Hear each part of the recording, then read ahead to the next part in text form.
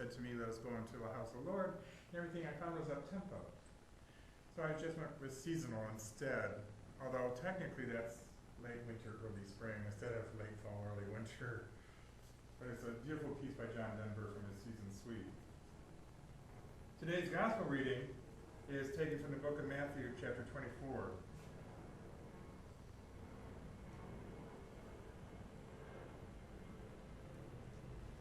But the exact day and hour, no one knows that. Not even the heaven's angels, not even the Son, only the Father knows.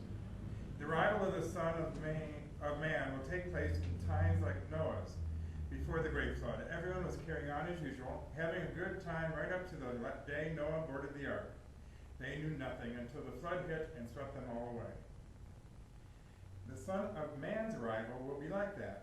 2 men will be working in the field, one will be taken and one will be left behind.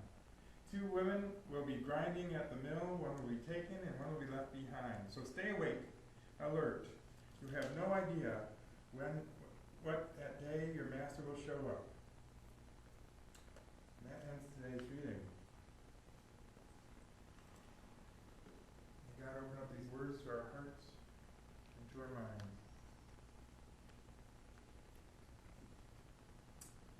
When I read that, the first thing that came to mind is, I think Tom used to have it on a coffee cup, Jesus is kind of busy.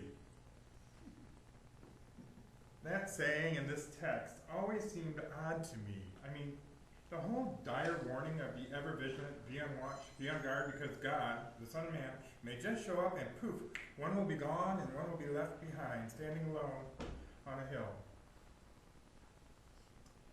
You know what? We're terrible at this. We are the opposite of that Energizer bunny. We are never ready. Well, almost never ready. Maybe a select few who can see the end is nigh, prepare themselves and try to prepare their loved ones. Otherwise, the rest of us go about living our daily lives, minute by minute, hour by hour, never looking back, never really looking ahead, and definitely never looking side to side. I mention side to side because this is the time of year most humankind does look side to side, to the margins. It's almost as if Christmas has become a time of a giant guilt trip, and we do all we can to make up for lost time, or at least a little something to ease our guilt. That does not say much for us, really. One of the great things about being human is our great potential for love and to figure things out. I mean, what would happen if the world stopped trying to get more stuff, buy more stuff, and become president just in order to be able to say I'm the winner? What would happen if we stopped and instead of saying, not in my backyard, we said, yes, in my yard. Yes, how can we help? Yes, we can build a high-rise of no-cost units that the city maintains and supports for those who cannot support themselves. Yeah, I know it's a little crazy idea, and I know there are all sorts of logistics that surround it, but what would happen? I mean, if a whole city, country, world decided that care of those in the margins should and has now become our highest priority. What would happen if we became a completely egalitarian society? Again, I know pie in the sky or Star Trek. Anyway, our time on this planet is so short, and we cannot possibly do everything. But if we do just one thing, it makes a difference. Live your life for today, be aware of the here and now, pay attention to the world around you that is in front of you, behind you, and what's on the left or the right, who is left in the margins. For some reason, we think we have a whole lifetime, even when there are constant reminders, constant little hints, things happen. There are constant reminders that no one and nothing is forever. There are always reminders that there is no next guy. You know what I mean? The whole concept that it's somebody else's problem. Somebody else will do something about it. Well, there is no next guy, and there never has been a next guy. The next guy is you. The next guy is us. Jesus, through the gospel, calls out to each and every one of us to be ready, to expect God's call on our hearts, on our lives, and in our daily day-to-day. But not only to expect God, not only to pay attention to God in our life, but to respond to it. To truly stop and say, how can I be your hands in this world today? They yet say, yes, I will be your hands in the world today. Your eyes, your ears, your feet in the world today. You know, the national security and even our local LAPD have a thing. They say, see something, say something. And I think that transliterates well here. I mean, it truly, so God is saying, be ready. If you see something, say something, do something. For God's sakes, do something. Oh, I hear your head and your heart right now may be having a fight. I should do something. There are things I can do, says the heart. But the head says, that kind of stops things up often. It says, oh, no, I need that extra $1 for something, or I need that extra minute for something, or my time is precious. I work hard for money. I will get in trouble if I say something. I pray for them, and that's enough. And praying is not enough. What did the preacher just say? I said praying is never enough. Praying is just the first step.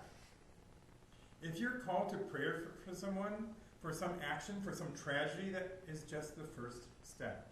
The next step is to get up and do something more. Maybe you're moved by a tragedy in the news. It may even be a global event around the world. Yes, pray for that, but then maybe do something locally.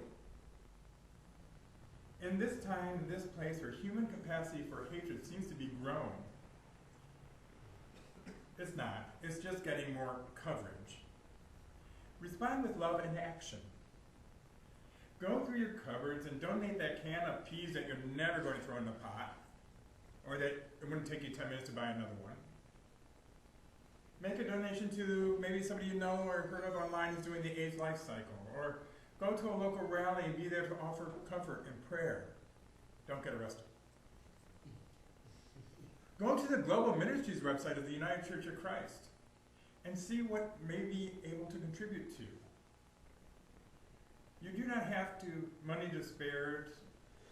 You do not have to have money to spare. Take the change out of your pocket every day, and at the end of the year, cash that in, you have something to donate to some cause that's on your heart. Each one of us have our own private, special ones that we care about.